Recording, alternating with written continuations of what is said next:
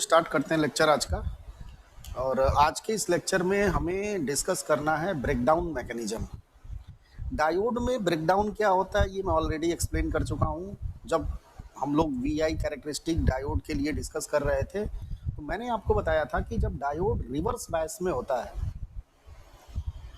तो आइडियली उस डायोड में कोई करंट फ्लो नहीं करता है, but in practical due to presence of minority carriers in diode एक small amount of current flow करता है, that is known as leakage current और रिवर्स सेचुरेशन करंट।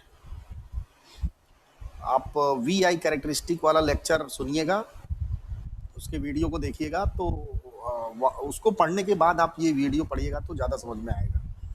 तो बच्चों, रिवर्स बायस में माइनॉरिटी कैरियर्स के कारण एक बहुत ही small amount of current diode में फ्लो करता है। चूँकि ये करंट रिवर्स डायरेक्शन में फ्लो कर रहा है और मैंने आपको बताया था कि ये जो रिवर्स करंट होता है वो डायोड के अक्रॉस अप्लाइड वोल्टेज से इंडिपेंडेंट होता है। मींस ये जो हम वोल्टेज अप्लाई कर रहे हैं, इस अप्लाइड वोल्टेज का इस करंट पे कोई इफेक्ट नहीं पड़ता है। इसीलिए बच्चों, ये करंट वोल्टेज के रेस्पेक्ट में क्या होता है, कांस्टेंट होता है। इसीलिए इसको हम रिवर्स सेचुरेशन करंट भी कहते हैं। फिर वहाँ मैंने आपको बताया था कि जब हम इस डायोड के क्रॉस रिवर्स वोल्टेज की वैल्यू एक सर्टेन वैल्यू से ज़्यादा कर देते हैं तो इस रिवर्स करंट की वैल्यू या लीकेज करंट की वैल्यू सडन इंक्रीज कर जाती है। इस रिवर्स करंट का अचानक बढ़ना ही क्या कहलाता है बच्चों, डायोड में ब्रेकडाउन कहलाता है। ओके, तो इस करंट की वैल्यू अचानक बढ़ने का जो कारण था वहां मैंने आपको बताया था कि एक्चुअली इस वोल्टेज पे इस जब रिवर्स बायस वोल्टेज जब एक सर्टेन वैल्यू पे पहुंचता है तो उस वोल्टेज पे डायोड के अंदर माइनॉरिटी कैरियर्स का कंसंट्रेशन बहुत ज़्यादा हो जाता है। चूँकि ये करंट माइनॉरिटी कैरियर्स के कारण फ्लो कर रहा है और जब ब्रेकडाउन होता है तो माइनॉरिटी कैरियर्स की संख्या बहुत ज़्यादा बढ़ जाती है, इसलिए ये करंट सडन इंक्रीज कर जाता है। तो जिस वोल्टेज पे ये फिनोमेना अकर करता है that is known as breakdown voltage. Means जब रिवर्स वोल्टेज की वैल्यू ब्रेकडाउन वोल्टेज तक पहुंचती है तो उस समय डायोड में बहुत सारे माइनॉरिटी कैरियर्स क्रिएट होते हैं, बहुत सारे माइनॉरिटी कैरियर्स उत्पन्न होते हैं, जिसकी वजह से ये रिवर्स करंट अचानक बढ़ जाता है। तो बच्चों, आज के लेक्चर में हमें यही समझना है कि क्या ऐसा कारण है, क्या ऐसा रीजन है कि इस वोल्टेज पे माइनॉरिटी कैरियर्स की संख्या बहुत ज़्यादा बढ़ जा रही है। ओके, मीन्स इस ब्रेकडाउन के पीछे क्या कॉन्सेप्ट है, क्या मैकेनिज्म है, हमें इस लेक्चर में आज समझना है। तो बेसिकली ये जो ब्रेकडाउन फेनामेना है बच्चों, ये दो रीजन की वजह से होता है डायोड में। पहला जो कारण है वो है एवलांचे ब्रेकडाउन, या जो पहला मैकेनिज्म है that is known as avalanche breakdown mechanism, और जो दूसरा मैकेनिज्म है उसे हम जीनर ब्रेकडाउन मैकेनिज्म के नाम से जानते हैं। दोनों का कॉन्सेप्ट बिल्कुल अलग अलग है, तो वन बाय वन हम एक एक को डिस्कस करते हैं। तो सबसे पहले हम समझेंगे एवलांचे ब्रेकडाउन। तो इसमें जो पहला पॉइंट है समझने का वो ये है कि ये एवलांचे ब्रेकडाउन जनरली ऑर्डिनरी डायोड में होता है। सिलिकॉन और जर्मेनियम जो ऑर्डिनरी डायोड होते हैं उनमें ये ब्रेकडाउन अकर करता है। अब आप सोच रहे होंगे सर कोई स्पेशल डायोड भी होता है, तो हम आपसे डिस्कस करेंगे जो दूसरा मैकेनिज्म है। उसमें मैं आपको बताऊंगा कि ऑर्डिनरी डायोड के अलावा भी कुछ स्पेशल डायोड होते हैं। ओके, तो अभी फ़िलहाल आप इस पॉइंट को समझिए कि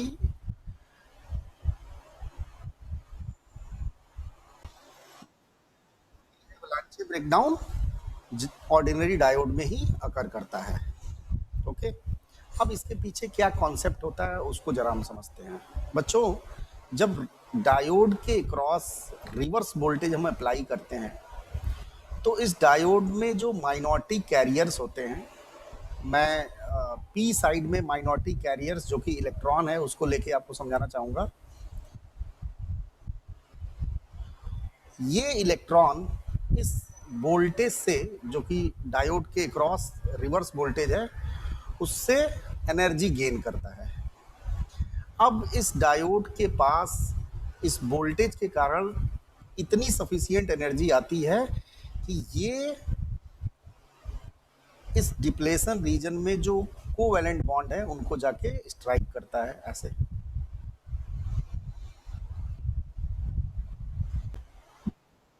ओके, ये इलेक्ट्रॉन कोवैलेंट बॉन्ड को स्ट्राइक करता है, या इलेक्ट्रॉन जब इस कोवैलेंट बॉन्ड से कोलिजन करता है, चूंकि इस इलेक्ट्रॉन के पास इस वोल्टेज के माध्यम से सफिशिएंट एनर्जी आ जाती है, इसलिए ये जो बॉन्ड है, या जिनको आप आयंस भी बोल सकते हो, इन आयंस को ये ब्रेक करता है। तो बच्चों, आप सब जानते हो कि जब एक बॉन्ड ब्रेक होगा तो उससे एक इलेक्ट्रॉन और एक होल का जनरेशन होगा। भाई, इस डायग्राम को मैं यहाँ पे एक्सप्लेन करता हूँ। सपोज ये हमारा डिप्लेशन रीजन, इलेक्ट्रॉन ने बॉन्ड पे स्ट्राइक किया, जिसकी वजह से बॉन्ड ब्रेक हुआ, और उस बॉन्ड के ब्रेक होने की वजह से एक इलेक्ट्रॉन और एक होल का जनरेशन हुआ। ओके, चूंकि ये सफिशिएंट जो वोल्टेज हमने डायोड के अक्रॉस अप्लाई किया है उसकी वैल्यू इतनी ज़्यादा है कि यहाँ जो इलेक्ट्रॉन जनरेट हुआ है कोवैलेंट बॉन्ड के ब्रेक होने की वजह से, ये फिर से एक आयंस पे कोलिजन करता है, एक बॉन्ड पे कोलिजन करता है, और फिर उस आयन के या उस बॉन्ड के ब्रेक होने की वजह से फिर से एक इलेक्ट्रॉन होल पेयर का जनरेशन होता है। ओके,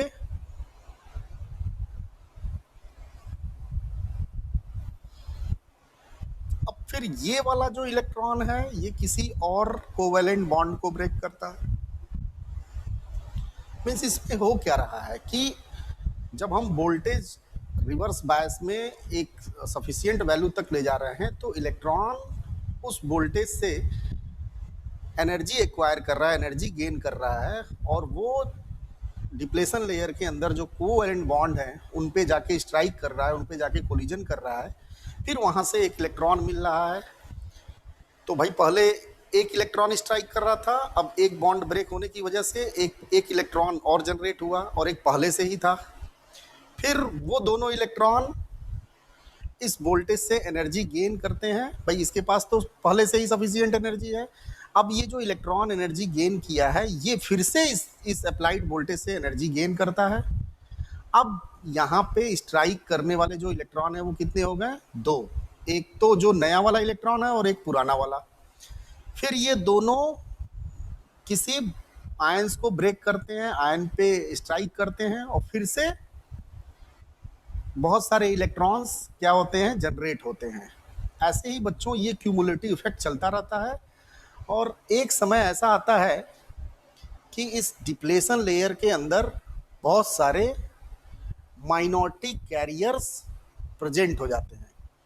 चूंकि हम इलेक्ट्रॉन्स को लेके समझ रहे हैं, इसलिए इस डिप्लेशन लेयर के अंदर एक टाइम ऐसा आता है जब इस वोल्टेज की वैल्यू एक सफिशिएंट वोल्टेज तक पहुंचती है, तो उस वोल्टेज पे इस डायोड के अंदर बहुत सारे माइनॉरिटी कैरियर्स क्रिएट हो जाते हैं, बहुत सारे माइनॉरिटी कैरियर्स उत्पन्न हो जाते हैं, जिसके वजह से रिवर्स करंट अचानक इंक्रीज कर जाता है। ओके,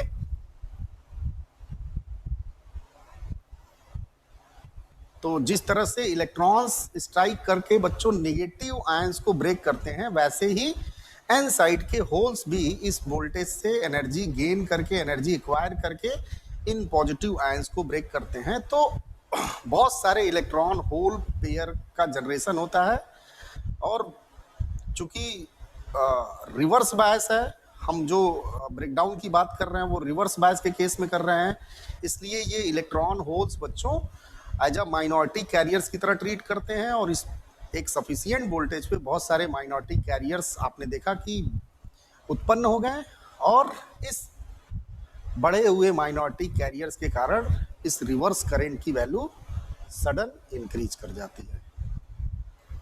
आई बात समझ में? तो आप यहाँ पे देख रहे हो कि वोल्टेज हम बढ़ा रहे हैं, तो उस वोल्टेज से सफिशिएंट एनर्जी गेन करके इलेक्ट्रॉन बॉन्ड पे स्ट्राइक करके बहुत सारे माइनॉरिटी कैरियर्स को जनरेट कर रहा है। ओके, तो चूंकि ये बच्चों क्यूमुलेटिव प्रोसेस है, इसलिए इसे हम इलेक्ट्रॉन मल्टीप्लिकेशन भी बोलते हैं। ये ब्रेकडाउन इलेक्ट्रॉन मल्टीप्लिकेशन के कारण हो रहा है। It is due two electron multiplication.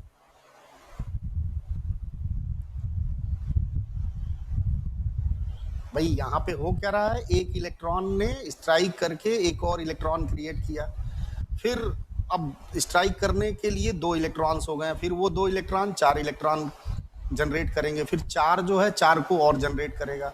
तो ऐसे बच्चों होता क्या रहा है कि बहुत सारे इलेक्ट्रॉन्स का मल्टीप्लिकेशन होता जा रहा है। इसलिए ये ब्रेकडाउन हम ये कह सकते हैं कि इलेक्ट्रॉन मल्टीप्लिकेशन के कारण अकर कर रहा है। आई बात समझ में? और इसके अकरेंस का जो कारण है बच्चों, वो basically it is due to multiple collision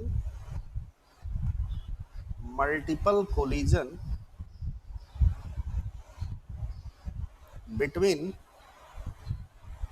electrons and ions within the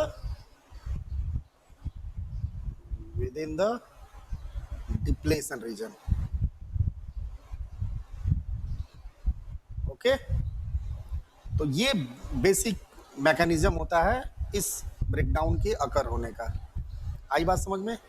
चूंकि मैंने बताया कि इलेक्ट्रॉन को इस वोल्टेज से एनर्जी एक्वायर करनी, एनर्जी गेन करनी है, इसलिए बच्चों इस वोल्टेज की वैल्यू एक सर्टेन वैल्यू के इक्वल होनी चाहिए, और आप जितना ज़्यादा वोल्टेज अप्लाई करोगे इस इलेक्ट्रॉन को, उतनी ज़्यादा एनर्जी मिलेगी, और ये उतने ही फास्ट मोमेंटम से या फास्ट एनर्जी के साथ इस कोवैलेंट बॉन्ड को ब्रेक करेगा स्ट्राइक करके।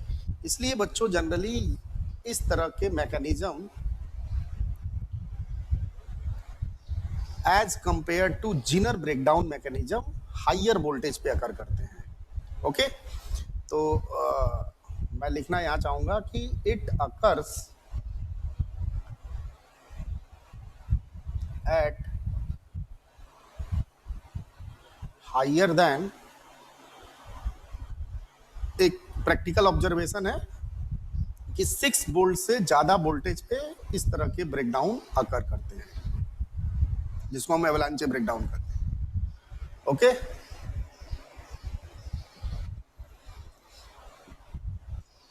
तो आई होप आपको इतना पॉइंट समझ में आ गया। और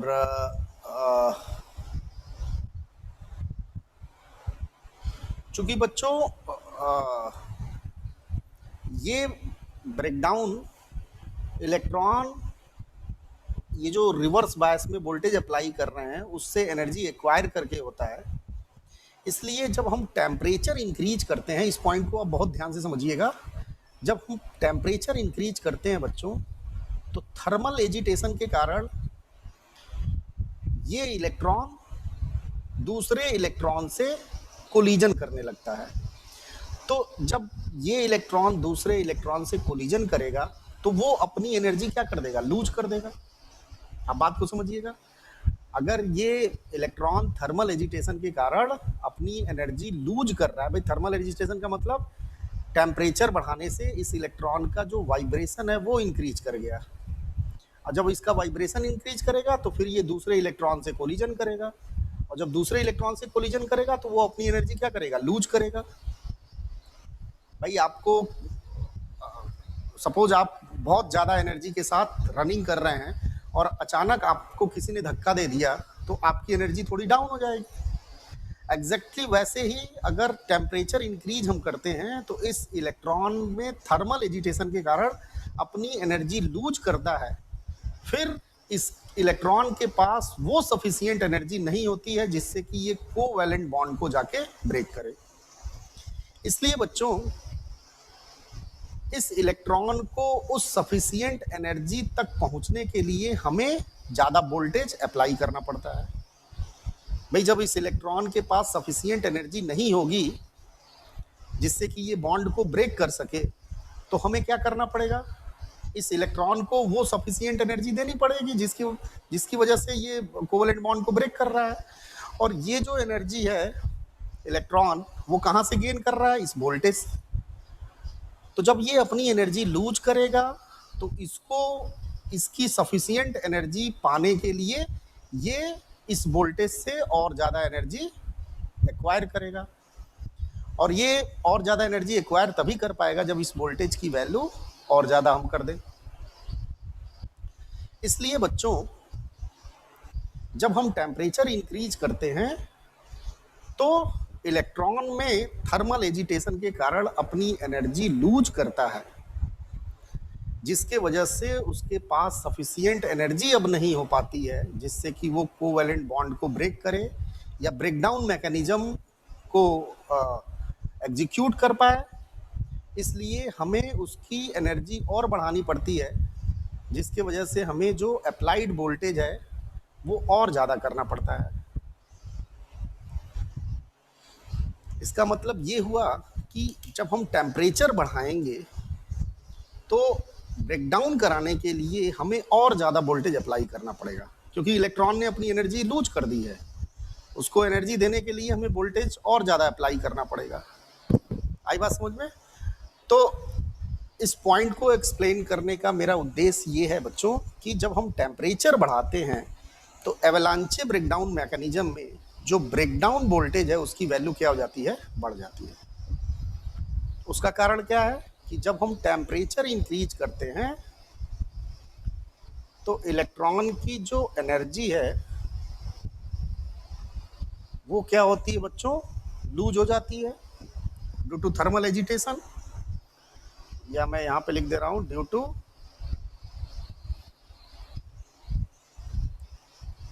कोलिजन बिटवीन या due to collision with other electrons, due to collision with